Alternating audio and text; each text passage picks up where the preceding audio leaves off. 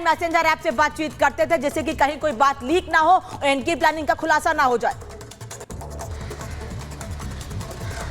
आज बिल्कुल देखिए, अभी तक की इन्वेस्टिगेशन ये बिल्कुल क्लियर कर रही है कि फुल प्रूफ प्लानिंग थी। आपस में बात करने के लिए ऑनलाइन मैसेंजर ऐप का इस्तेमाल किया जाता था। ये वो ऐप थी जिनको ट्रेस करना काफ़ी मुश्किल था। ऐसा पुलिस इसलिए भी कह रही है क्योंकि जो शूटर्स हैं उनके फ़ोन की जब जांच की गई तो तमाम खुलासे हुए। जिस तरीके से फोटो सामने आई, जूहू बीच की वो फोटो है, तीनों शूटर साथ में खड़े हुए हैं, तो काफ़ी समय से वो कुरला इलाके में थे, 20 से 25 दिन यहाँ पर रहे। वो लगातार रैकी करते थे, बाबा सिद्दीकी के घर की रैकी करते थे, उनके दफ्तर की रैकी करते थे। एक एक टाइम को नोट किया जाता था कि वो कितने बजे निकलते हैं, किस समय सिक्योरिटी पर्सनल उनके साथ रहते हैं, किस समय सिर्फ एक ही सिक्योरिटी पर्सनल रहता है और किस मौके का फायदा उठाकर उनको ये पूरी वारदात को अंजाम देना है। हूबहू ऐसा ही टाइम उन्होंने दशहरा का भी चुना और अभी तक की पूरी टाइमलाइन ये बता रही है कि एक फुल प्रूफ प्लान था और पुलिस के पास जो सबूत लगे हैं उसमें इस बात की ओर साफ तौर पर इशारा किया जा रहा है कि जो भी प्लानिंग की गई थी वो बिल्कुल फुल प्रूफ थी कि किस तरीके से एलिमिनेट करना है। लेकिन पुलिस इसको एक अच्छी कामयाबी के तौर पर भी इसलिए आज से देख रही है कि जो 2 शूटर अरेस्ट कर लिए गए वो स्पॉट से कर लिए गए, उसी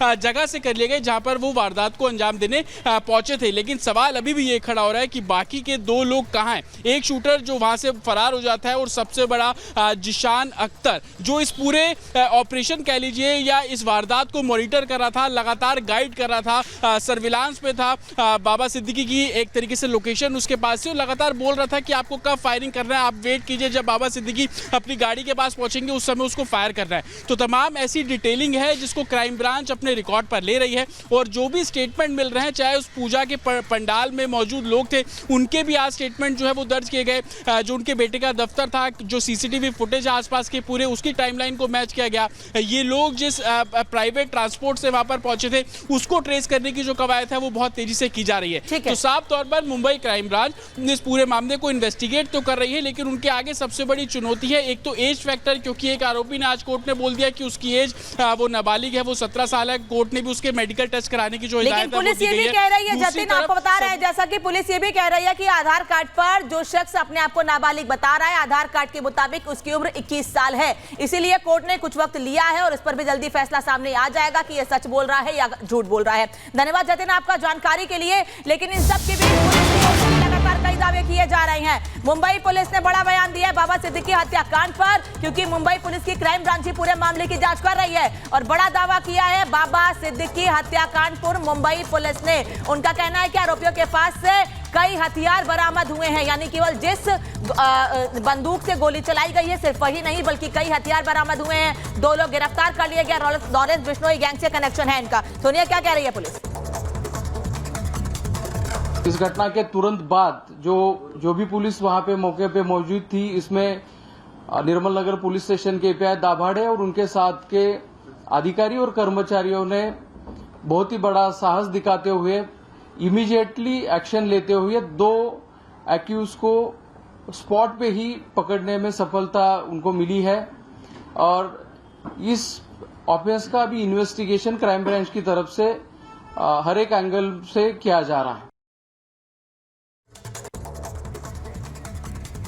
तो पुलिस अधिकारी लगातार कह रहे हैं कि लॉरेंस बिश्नोई गैंग से इस पूरे मामले का कनेक्शन सामने आया। दरअसल कुछ देर पहले एक प्रेस कॉन्फ्रेंस करके 2 आरोपियों की गिरफ्तारी के बाद पुलिस ने कई खुलासे किए और इस प्रेस कॉन्फ्रेंस में पुलिस का कहना है कि इनके पास से कई हथियार बरामद हुए हैं। तीसरे आरोपी को तलाशा जा रहा है। वहीं इस बीच सलमान खान में इस हत्याकांड के बाद खौफ है और सलमान खान ने साफ कह दिया है नो विजिटर्स प्लीज। क्या कह रहे हैं सलमान खान बता देते हैं आपको। दरअसल बाबा की मौत से सलमान खान में खौफ है और यह जानकारी मिल रही है कि सलमान खान और बाबा सिद्दीकी बिल्कुल परिवार की तरह थे। यही वजह सलमान खान अब से कुछ देर पहले बाबा सिद्दीकी के घर भी पहुंचे थे। सलमान खान की लोगों से अपील है, वो लोगों से अपील कर रहे हैं कि कोई कृपया मुझसे प्लीज कोई मुझसे व्यक्तिगत मुलाकात नहीं करे।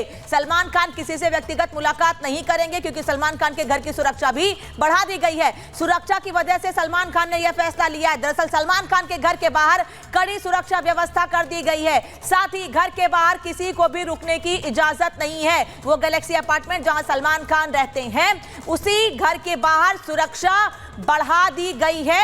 और बता दें आपको सलमान खान ने इसी को देखते हुए लोगों से अपील की है कि नो विजिटर्स प्लीज, कोई उनसे मिलने के लिए ना आए। एक और बड़ी खबर इस बीच आपको बता दें कि बाबा सिद्दीकी मर्डर केस का मध्य प्रदेश कनेक्शन भी सामने आया है। मुंबई क्राइम ब्रांच की टीम उज्जैन में पूरे मामले की जांच कर रही है। वारदात से जुड़ा एक संदिग्ध हाल में उज्जैन गया था।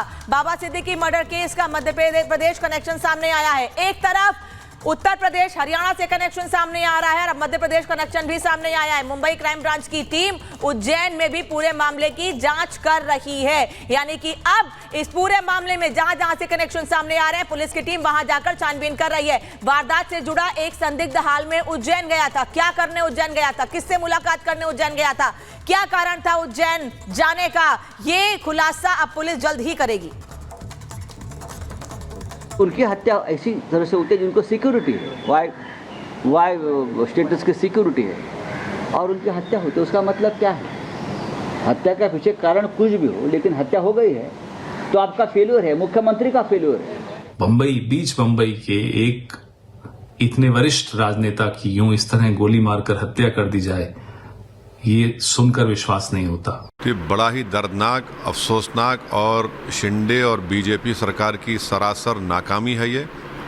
और इससे एक पैगाम मिलता है कि वहाँ पर कोई भी सुरक्षित नहीं है।